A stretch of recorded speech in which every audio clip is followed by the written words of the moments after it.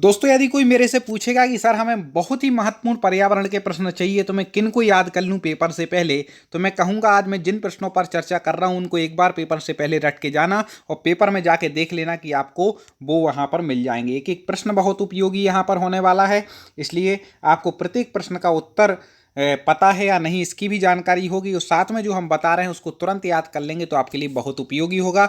आप हमारे चैनल से जुड़ने के लिए कुछ नहीं करना है, चैनल को सब्सक्राइब कर लेना है और हमसे आप जुड़ सकते हैं। तो पहला प्रश्न यहाँ पर है, वन्य जीव सुरक्षा अधिनियम कब बना?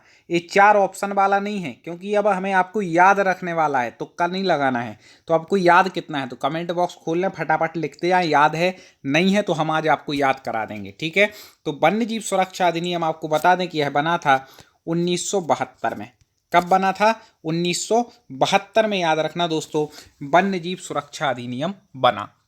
इसके तहत एक और प्रश्न पूछा जाता है कि वन संरक्षण अधिनियम कब बना? ठीक है ना, इन दो में से एक प्रश्न आ सकता है। तो वन संरक्षण जो अधिनियम है आपको बता दें दोस्तों, तो वह बना था, तो वह 1980 में। कब बना था? 1980 में। सबसे पहले बना वन्य जीव सुरक्षा अधिनियम 1972। इसके बाद वन संरक्षण अधिनियम बना 1980 में। ठीक है ना। कई दोस्त बोलते सर आपसे जुड़ना है, पढ़ना है रेगुलर, तो कुछ नहीं करें, आप हमारे चैनल को सब्सक्राइब करके बेल आइकन को दबा करके नोटिफिकेशन ऑन कर लें, जिससे अगला इसका हमारा पार्ट आए तो आप तक वो पहुंच पाए। और दोस्तों एक और बात मैं आपको बताना भूल गया कि आप हमारे पीडीएफ नोट्स के लिए हमारे ऐप को गूगल प्ले स्टोर से डाउनलोड कर सकते हैं, जिसकी लिंक मैंने डिस्क्रिप्शन में दी है। टेलीग्राम की भी लिंक है और चैनल को तो सब्सक्राइब और वीडियो को लाइक करना ही है। चलिए तो आगे पढ़ें। पर्यावरण सुरक्षा अधिनियम, तीसरा अधिनियम आ गया महत्वपूर्ण, जो पूछे जाते हैं बार बार वो हम लेकर के आए हैं। तो पर्यावरण संरक्षण अधिनियम सबसे पहले कौन सा बना था? 1972 में। यहाँ देख लो फिर से, वन्य जीव सुरक्षा, वन संरक्षण 1980, इसके बाद पर्यावरण सुरक्षा बना 1986। क्रम से बढ़ते जाना, ठीक है, 1986 में। तीनों याद हो गए, इनको तीनों को रट लेना। अगला है जन संरक्षण एवं प्रदूषण नियंत्रण अधिनियम कब बना? आज बिल्कुल सब है, इसमें मिक्स है, अधिनियम से जितने आते हैं वो हैं आगे, जो जो आपके पर्यावरण में पूछा जाता है सब आपको इस एक वीडियो में मिलने वाला है। तो आपको बता दें कि जल संरक्षण अधिनियम एवं प्रदूषण नियंत्रण बना था 1974 में। कितने में बना? सन 1974। आप भी कमेंट करते जाएं मेरे बताने से पहले। आगे देखें, पर्यावरण की सुरक्षा मूल कर्तव्य है, इसका उल्लेख किस अनुच्छेद में किया गया है एवं संविधान के किस संशोधन के अंतर्गत जोड़ा गया? पर्यावरण की सुरक्षा हमारा मूल कर्तव्य है, यह उल्लेख किस अनुच्छेद में है तथा यह जो जोड़ा गया है किस संविधान संशोधन में जोड़ा गया है? तो आपको बता दें कि पर्यावरण की सुरक्षा हमारा अनुच्छेद आता है 51A, याद रखना, 51A, 51A के अंतर्गत आता है। और ये 42वां, जहाँ तक है अभी उत्तर देख ले रहे हैं, 42वां संविधान, हाँ बिल्कुल, 42वां संविधान संशोधन द्वारा अनुच्छेद 51A में इसको जोड़ा गया था। ठीक है, आगे, भारतीय वन प्रबंधन संस्थान कहाँ है? जल्दी से बता दीजिए दोस्तों, कमेंट फटाक से करना है, मैं कम टाइम दूंगा आपको सोचने के लिए, जिससे आपको पता चले कि आपकी तैयारी कितनी है और कम समय में हम ज़्यादा से ज़्यादा प्रश्नों पर चर्चा कर पाएँ। ठीक है, डेली ऐसे हम वीडियो आप तक ला रहे हैं तो उसकी जानकारी आपको मिलती रहे, इसके लिए वह सब्सक्राइब करना है। तो वन प्रबंधन संस्थान कहाँ पर है? तो आपको बता दें भोपाल में है, मध्य प्रदेश की राजधानी भोपाल में क्या है? वन प्रबंधन संस्थान है। अब एक वन प्रबंधन पूछा जाता है या फिर पूछा जाता है वन अनुसंधान संस्थान। ठीक है, वन प्रबंधन मतलब जहां वनों का प्रबंधन हो रहा है, अनुसंधान मतलब जहां पर खोज वगैरह होती है। तो वन अनुसंधान संस्थान कहाँ पर है? जल्दी से बता दें, कई बार पूछा गया है, वेरी वेरी IMP। तो प्रबंधन संस्थान की बात करें तो भोपाल में है, तो अनुसंधान किया जाता है देहरादून में। तो कहाँ है? वन अनुसंधान संस्थान देहरादून में है। ठीक है, आगे बढ़ जाते हैं। लाइक जरूर कर देना यदि प्रश्न अच्छे लग रहे हो तो। वर्षा वन अनुसंधान संस्थान कहाँ है? ये वर्षा वन है, अभी तक वन था, अब वर्षा वन अनुसंधान संस्थान कहाँ पर है? जल्दी से बता दें दोस्तों। आज का वीडियो जिसने पढ़ लिया उसकी बहुत तैयारी आपकी होने वाली है, आप समझ लें, कम से कम ज़्यादा नहीं तो 5 नंबर का आज आप महत्वपूर्ण पढ़ लेंगे। तो वर्षा वन अनुसंधान है जोरहाट में। कहाँ पर है? जोरहाट। याद रख लीजिएगा कि जब जोर से वर्षा होगी तो वर्षा पर लोग करेंगे भाई अनुसंधान करेंगे। तो ऐसे आप याद रख सकते हैं कि वर्षा वन अनुसंधान कहाँ पर है, जोरहाट में, जोर से वर्षा हो रही है। कैसे भी हो याद करना है बस। अब देखें वन अनुवांशिकी एवं वृक्ष प्रजनन संस्थान कहाँ पर है। ठीक है, वन अनुवांशिकी एवं वृक्ष प्रजनन संस्थान कहाँ पर है, कोयम्बटूर में है। कहाँ पर है दोस्तों, कोयम्बटूर। लगा लेना, बिल्कुल रट लेना, याद कर लेना, कोयम्बटूर। अगला है वन उत्पादकता केंद्र कहाँ है, वन उत्पादकता केंद्र, वेरी वेरी IMP परीक्षा की दृष्टि से आपकी। तो आपको बता दें कि वन उत्पादकता जो केंद्र है वह कहाँ पर है, तो वह है रांची में। कहाँ पर है दोस्तों, रांची। कहाँ पर है रांची, झारखंड में है। रांची कहाँ पर है, झारखंड में। आपने हमारे पिछले पार्ट ना देखे हों तो हमारे चैनल की प्लेलिस्ट में जाकर के जरूर देख लेना पर्यावरण की। भारत की प्रथम वन नीति का निर्माण हुआ, प्रथम वन नीति जल्दी से बता दीजिए किस सन में हुआ था। पढ़ा हो तो फटाक से कमेंट में उत्तर दे दो, नहीं तो हम तो बता ही रहे हैं। तो भारत की प्रथम वन नीति का जो निर्माण हुआ था वह सन था 1894। कितना था, 1894, 1894 भारत की प्रथम वन नीति, याद रखना। 1900 में 6 वर्ष कम थे बस। गिद्ध संरक्षण परियोजना कब प्रारंभ की गई, गिद्धों के संरक्षण के लिए परियोजना कब प्रारंभ की गई थी, तो गिद्ध संरक्षण परियोजना प्रारंभ की गई सन 2006 में। कब की गई दोस्तों, सन 2006। अगला है गैंडा संरक्षण परियोजना कब शुरू हुई, गैंडा संरक्षण परियोजना बताना है। संरक्षण से संबंधित आ गए सन, सन से संबंधित 2 प्रश्न पूछे जाते हैं दोस्तों, इसलिए बिल्कुल कंफ्यूज नहीं होना है, गड़बड़ नहीं होना, परफेक्ट याद करना सन को, नहीं तो हो जाओ गड़बड़। तो गैंडा संरक्षण परियोजना कब शुरू हुई, तय हुई थी 1987 में। कब हुई दोस्तों, 1987 में गैंडाओं का संरक्षण परियोजना। कछुआ संरक्षण परियोजना, वेरी वेरी IMP, कछुआ संरक्षण परियोजना कब हुई, याद किए हैं, पढ़ाई की है तो जल्दी से बता दो, नहीं तो तुक्का बताओ, कुछ करो, बताना है दोस्तों, याद रखना है। 1975 कछुआ संरक्षण परियोजना कब प्रारंभ हुई, 1975। इस सन में कोई ट्रिक रेक नहीं चलेगी, इसको परफेक्ट याद ही करना। आगे और कोई चीज़ें आएंगी तो मैं ट्रिक बता दूंगा, लेकिन मैं सन के मामले में नहीं चाहता गड़बड़, क्योंकि परफेक्ट नंबर लाना है। आज के समय में कंपटीशन बहुत ज़्यादा है, ठीक है ना। एक एक प्रश्न आपके लिए महत्वपूर्ण है, एक एक नंबर, आधा आधा पॉइंट नंबर भी महत्वपूर्ण है, इसलिए गड़बड़ नहीं होनी चाहिए। बाघ संरक्षण परियोजना कब प्रारंभ हुई, बाघ संरक्षण परियोजना जल्दी से बता दीजिए। 1975 में कछुआ संरक्षण हुई थी, तो इसके 2 वर्ष पूर्व ही सन 1973, ठीक है, 1973 यहाँ पर इसमें क्या हुई, बाघ संरक्षण परियोजना हुई, ठीक है ना, याद रखिएगा। किस वृक्ष को पर्यावरणीय संकट माना जाता है, वेरी वेरी IMP, कौन से वृक्ष को, किस वृक्ष को पर्यावरणीय संकट माना जाता है। फैक्ट देख लें, एक एक फैक्ट उपयोगी, एक एक फैक्ट ऐसा है कि आपको लगेगा कि यही पेपर में आ सकता है, ठीक है ना। तो किस वृक्ष को, ऐसे प्रश्न हम निरंतर ला रहे हैं अपने चैनल के माध्यम से, अपने ऐप के माध्यम से, डाउनलोड जरूर कर लेना ना किया हो तो किस वृक्ष को पर्यावरणीय संकट माना जाता है, तो आपको बता दें यूकेलिप्टस जो वृक्ष है उसको पर्यावरणीय संकट माना जाता है। किसको माना जाता है, यूकेलिप्टस को। अगला प्रश्न है सेलवास किस प्रकार के वन हैं, सेलवास किस प्रकार के वन हैं, तो आपको बता दें विषुवतीय वर्षा वन है। सेलवास कैसे हैं, विषुवतीय वर्षा वन के अंतर्गत आते हैं सेलवास। फटाक से कमेंट में उत्तर देना। केंद्रीय मरु क्षेत्र अनुसंधान संस्थान स्थित है, कहाँ पर है, केंद्रीय मरु क्षेत्र अनुसंधान संस्थान, ठीक है ना, जल्दी से बता दीजिए। अब भाई मरु लिखा है तो मरु क्षेत्र कहाँ है, राजस्थान में, तो ये तो पक्का है कि राजस्थान में, लेकिन राजस्थान के किस जगह पर है ये अब आप बताइए। तो आपको बता दें केंद्रीय मरु क्षेत्र अनुसंधान संस्थान जोधपुर में, ठीक है ना, जोधपुर राजस्थान में है, याद रखिएगा। जोधपुर के पास क्योंकि बहुत बड़ा वो भी है, जोधपुर जैसलमेर क्या है, मरु क्षेत्र भी है, मरुस्थल भी है, इसलिए जोधपुर के पास है। जो लोग घूमने जाते होंगे तो देखा भी होगा। आगे देखें मॉन्ट्रियल प्रोटोकॉल संबंधित है, मॉन्ट्रियल प्रोटोकॉल मैंने देखा कई पेपरों में पूछी गया ये प्रश्न है। तो ये क्योंकि ये 4 ऑप्शन वाले रहते हैं ना, उसमें कई लोग तुक्का लगा देते हैं, परफेक्ट भी ज्ञान रहता, लेकिन मैं चाह रहा हूँ कुछ ऐसे प्रश्न भी लाऊं। मैं वो 4 ऑप्शन वाले बहुत सारे वीडियो ला चुका हूँ, ज़्यादा नहीं होगा तो कम से कम 40 वीडियो अपलोड हो चुके हैं, जिनको आप प्ले लिस्ट में देख सकते हैं। अब मैं थोड़ा परफेक्ट ज्ञान चाह रहा हूँ आपका, क्योंकि तैयारी मजबूत होगी तभी सफलता मिलेगी। तो मॉन्ट्रियल प्रोटोकॉल संबंधित किससे? ओजोन परत के संरक्षण से संबंधित है, याद रखिएगा। तो आपको बता दें कि 1987 में ओजोन परत संरक्षण से संबंधित था। क्या? Montreal protocol. इस सन भी बता दिया। वेरी वेरी वेरी आईएमपी प्रश्न आ गया। वियना समझौता कब हुआ? महत्वपूर्ण समझौता था ये, ओजोन परत से संबंधित समझौता था। एक कब हुआ, किस सन में हुआ था?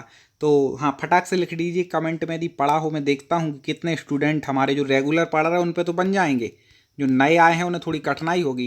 लेकिन आप यदि अब सब्सक्राइब करके हमसे जुड़ गए हैं तो अब वो कठिनाई आपको हम सरलता में डेली वीडियो ला करके आपको बदल देंगे, आपकी तैयारी करा दी जाएगी। तो आपको बता दें कि वियना समझौता हुआ था सन 1985। देखिए 1985 में हुआ था, बता चुके कि ओजोन परत से संबंधित था। क्योटो प्रोटोकॉल, ठीक है ना, क्योटो, इसके पहले आया था कौन सा प्रोटोकॉल? मॉन्ट्रियल प्रोटोकॉल आया था, वो भी ओजोन परत के संरक्षण से संबंधित था वो, और 1987 का था। अब आ गया है क्योटो प्रोटोकॉल संधि किस वर्ष लागू की गई? ये पूछ रहे हैं, लागू की गई। तो आपको बता दें क्योटो प्रोटोकॉल जो संधि थी वह सन 2005 में लागू की गई। कब की गई थी? 2005 में। अगला, पृथ्वी शिखर सम्मेलन कब आयोजित किया गया? पृथ्वी शिखर सम्मेलन वेरी वेरी आईएमपी प्रश्न है। पृथ्वी शिखर सम्मेलन कई बार पूछा गया है पर्यावरण में। तो यह आयोजित किया गया था 1992, 1992, ठीक है ना। 1992 का सन आप बिल्कुल याद रखिएगा। पृथ्वी शिखर सम्मेलन आयोजित किया गया था 1992 में। अब है पृथ्वी शिखर सम्मेलन किस शहर में आयोजित किया गया? तो एक 1992 सन याद रखना है, और रियो डी जेनेरियो आपको याद रखना है। किस शहर में हुआ था? Rio de Janeiro, 1992, Rio de Janeiro.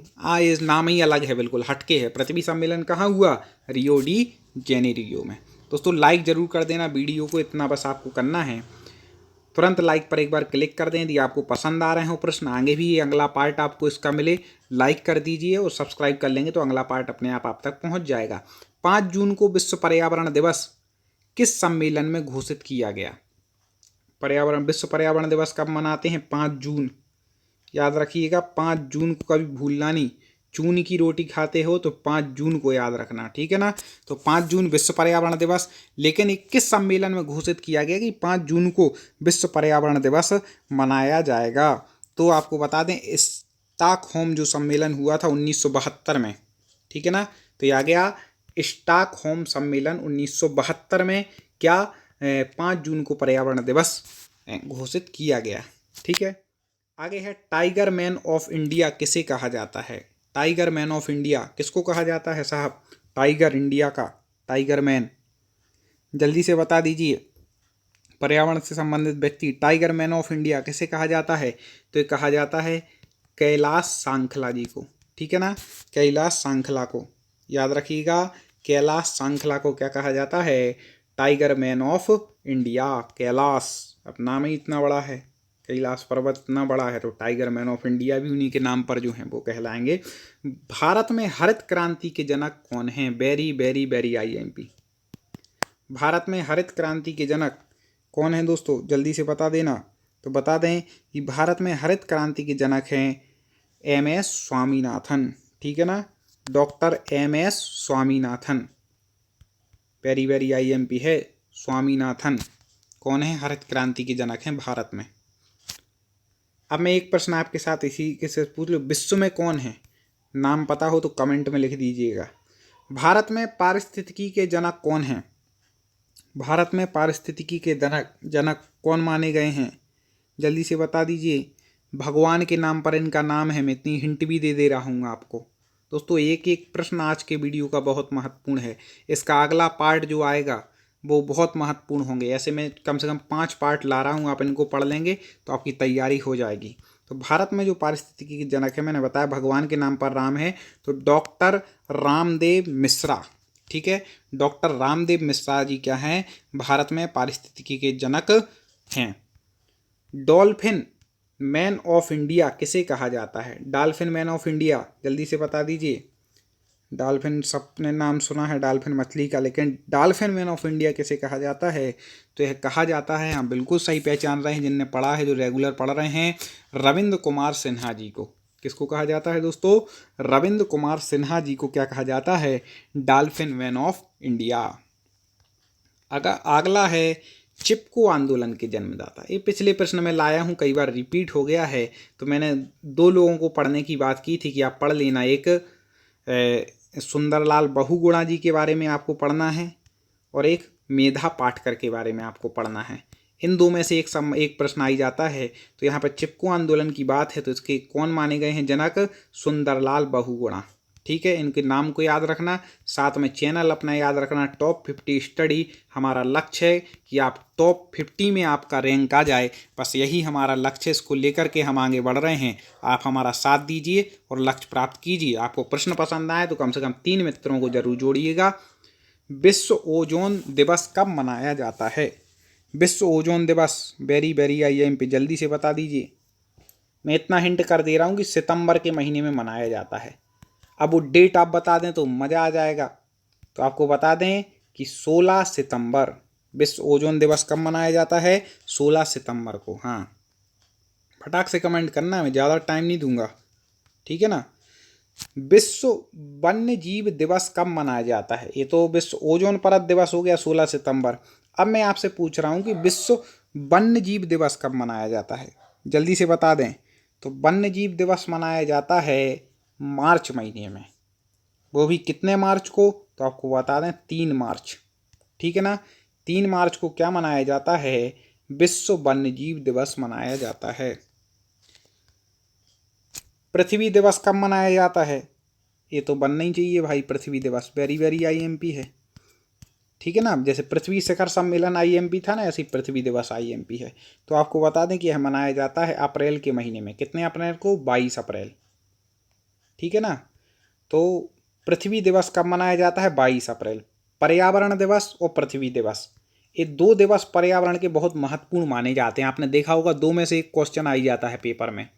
तो पृथ्वी दिवस याद रखना 22 अप्रैल और पर्यावरण दिवस 5 जून, ठीक है। आगे देखें, विश्व स्वास्थ्य दिवस कब मनाया जाता है? जल्दी से बता दीजिए। ये भी अप्रैल में ही मनाया जाता है, पढ़ा हो तो। अब बता दें कितने अप्रैल को मनाया जाता है विश्व स्वास्थ्य दिवस? तो आपको बता दें कि विश्व स्वास्थ्य दिवस मनाया जाता है 7 अप्रैल को। कब मनाया जाता है दोस्तों? 7 अप्रैल को विश्व स्वास्थ्य दिवस। 7 अप्रैल को आप स्वस्थ हुए थे, ठीक है ना, ऐसे याद रखना। विश्व जल दिवस कब मनाया जाता है? जल्दी से बता दें। विश्व जल दिवस, जल दिवस कब मनाया जाता है? हाँ, फटाक से कमेंट कर दीजिए। तो आपको बता दें विश्व जल दिवस मनाया जाता है 22 मार्च को। कब मनाया जाता है? 22 मार्च। ये दिवस याद कर लेना दोस्तों, बहुत महत्वपूर्ण है, 22 मार्च को। और विश्व वानिकी दिवस कब मनाया जाता है? जल दिवस कब मनाया जा रहा है? 22 मार्च को। अब विश्व वानिकी इसी के आसपास है, इतना हिंट कर दिया। फटाक से कमेंट करो, बुद्धि लगाओ। विश्व वानिकी दिवस इसी के आप आसपास है, इसी डेट के बिल्कुल नज़दीक है। तो आपको बता दें विश्व वानिकी दिवस मनाया जाता है 21 मार्च को। 21 मार्च विश्व वानिकी दिवस और 22 मार्च विश्व जल दिवस।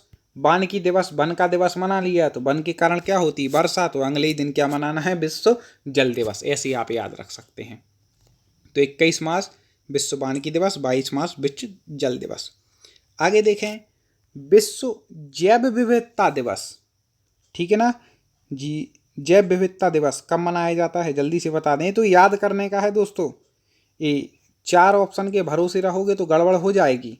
ये तो परफेक्ट सन याद होना चाहिए, परफेक्ट नंबर मतलब परफेक्ट जॉब, ठीक है ना, जो अपन को चाहिए है। तो विश्व जैव विविधता दिवस आपको बता दें कि मनाया जाता है 22 मई को। कब मनाया जाता है? 22 मई। 22 बिल्कुल फेवरेट अंक है पर्यावरण का, याद रखना। बहुत सारी चीज़ें आती हैं 22 डेट में, अब महीना चेंज हो जाता है, बात अलग। तंबाकू मुक्ति दिवस कब मनाया जाता है? तंबाकू से मुक्ति चाहिए है क्योंकि कैंसर से बचना है, ठीक है ना, कई प्रकार के रोगों से बचना है। कोई खाता हो तो भाई मुक्ति कर देना, तो मुक्ति मिल जाएगी अच्छे से, नहीं तो फिर क्या होगा वो भगवान जाने। तो तंबाकू मुक्ति दिवस मनाया जाता है, तो आपको बता दें कब मनाया जाता है, मई में मनाया जाता है, 31 मई। ठीक है ना, महीने के बिल्कुल अंतिम दिन में मनाया जाता है, क्योंकि जो तम्बाकू खाता है ना, तो अब समझ लेना एक गड़बड़ मामला चल रहा है, अपन को ये चीज़ें नहीं खानी है, हानिकारक हैं। तो मई के अंतिम दिवस बताओ, 31 मई को। विश्व पर्यावरण दिवस कब मनाया जाता है, अभी बता चुके हैं भाई कि यदि चून की रोटी खाते हो तो जून के महीने की उस तारीख को याद रखना जिस दिन पर्यावरण दिवस मनाया जाता है, 5 जून। ठीक है ना, तो याद रखना। विश्व जनसंख्या दिवस कब मनाया जाता है, ये भी बहुत महत्वपूर्ण है। ठीक है ना, पर्यावरण दिवस एक था, दूसरा हमने कौन सा बताया था आपके लिए, पृथ्वी दिवस 22 अप्रैल, और अब तीसरी जो डेट याद रखनी, विश्व जनसंख्या दिवस। ये भी प्रश्न बहुत महत्वपूर्ण है। कई लोग बोले सर आप बोले हर प्रश्न महत्वपूर्ण है, तो आप देख लो ना भाई, हम छांट करके भी तो वही प्रश्न लाए हैं जो बड़े बार बार पूछे जाते हैं, और अगले पार्ट में इसके आगे के आएंगे, तो आपका कल क्लियर हो जाएगा पूरा कॉन्सेप्ट। तो विश्व जनसंख्या दिवस मनाया जाता है 11 जुलाई को। ठीक है ना, 11 जुलाई को। अगला है दोस्तों, प्रश्न अच्छे लग रहे हो ईमानदारी से तो तुरंत लाइक कर दीजिए, इतना काम आपको करना है। विश्व पर्यावरण संरक्षण दिवस कब मनाया जाता है, पर्यावरण संरक्षण दिवस जल्दी से बता दीजिए। विश्व पर्यावरण पूछ रहे हैं तो मनाया जाता है नवंबर के महीने में, वह भी कब, 26 नवंबर। 26 नवंबर विश्व पर्यावरण दिवस। आगे देखें, राष्ट्रीय प्रदूषण रोकथाम दिवस कब मनाया जाता है, तो राष्ट्रीय प्रदूषण रोकथाम दिवस मनाया जाता है 2 दिसंबर को। कब मनाया जाता है, 2 दिसंबर की तारीख को याद रखना। दोस्तों इसकी पीडीएफ आपको हमारे ऐप पर मिल जाएगी, तो आप वहाँ से बाद में ही पढ़ते रहना है, इस वीडियो को सेव कर लें, तो पेपर देने जाओ उसके 2 दिन पहले एक बार रिपीट मार देना। ठीक है ना, जिससे आपको दिमाग में बैठे रहें। भारत सरकार ने पर्यावरण संरक्षण अधिनियम लागू किया था। पर्यावरण संरक्षण अधिनियम वेरी वेरी आईएमपी है। भारत सरकार ने कब लागू किया, ये सन आपको याद रखना है। तो विश्व पर्यावरण संरक्षण दिवस का जो सन है भारत सरकार ने लागू किया 1986। ठीक है ना, 1986। जितने में हम बीच में कुछ बोले ना उतने में आप आंसर लिख दिया करो कमेंट में। अगला है प्रश्न, ठीक है ना, तो अगला जो प्रश्न है वह है, एक्स किरणों की खोज किसने की, एक्स किरणों की खोज किसने की थी, तो आपको बता दें भाई एक्स किरणों की खोज की थी, कई बार पूछा गया है, और वह कौन थे, विल्हेम रोटजन। कौन थे, विल्हेम रोटजन ने किसकी की, एक्स किरणों की खोज की, एक्स किरणों की। भारत में सर्वाधिक रेडियोधर्मी प्रदूषण कहाँ पाया जाता है, सर्वाधिक रेडियोधर्मी प्रदूषण भारत में कहाँ पाया जाता है। दोस्तों आप प्ले लिस्ट कई लोगों को मिलती नहीं है, कई लोग बोलते सर हमें प्ले लिस्ट नहीं मिल रही, कुछ नहीं करना, आप चैनल पर सिलेक्ट कीजिए, यूट्यूब पर डायरेक्ट सर्च कीजिए टॉप 50 स्टडी, और चैनल में जैसे ही जाएंगे तो वीडियोस लिखे होंगे, फिर प्ले लिस्ट लिखी होगी, उसमें आप जानना पर्यावरण की प्ले लिस्ट पर। वैसे आपके हर सब्जेक्ट के वीडियो हमारे चैनल पर उपलब्ध हैं, लेकिन आप यदि पर्यावरण विशेष रूप से पढ़ना चाहते हैं तो इसके भी लगभग 50+ वीडियो अपलोड हो चुके हैं और निरंतर हो रहे हैं, तो आपकी तैयारी मजबूत हो सकती है। तो भारत में सर्वाधिक रेडियोधर्मी प्रदूषण जो पाया जाता है, तो आपको बता दें पाया जाता है केरल राज्य में।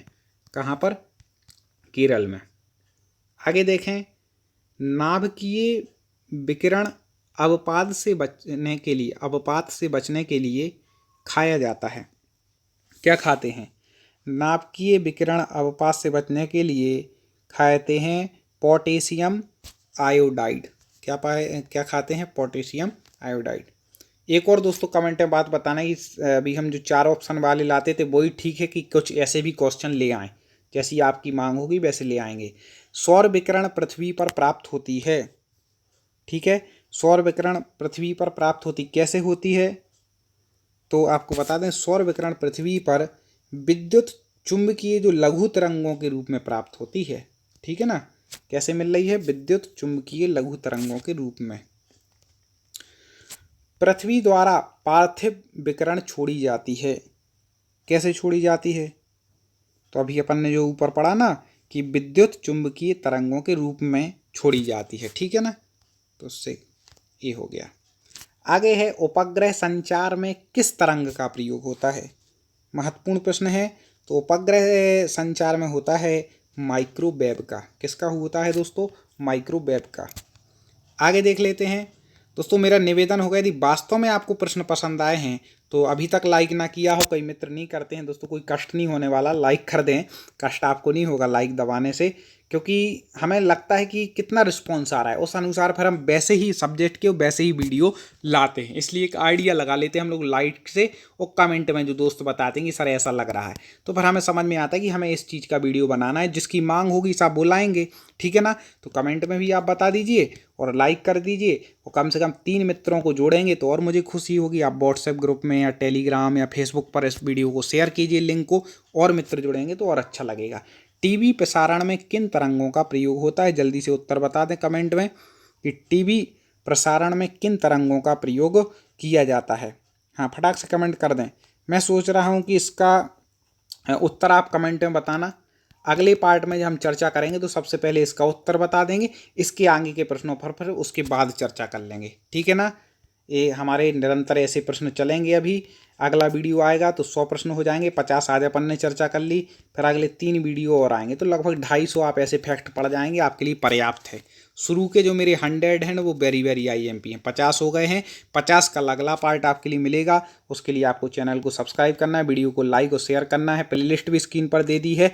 अब बस आप एक काम कीजिए, ऐप को जरूर डाउनलोड कर लेना, वहाँ भी आपको बहुत सा मटेरियल मिल जाएगा। तो अगले वीडियो में पुनः हम ऐसी चर्चा करेंगे और आपकी तैयारी को मजबूत बनाएंगे। जुड़े रहिए, ऐप डाउनलोड करना, टेलीग्राम से जुड़ जाना। जय हिंद।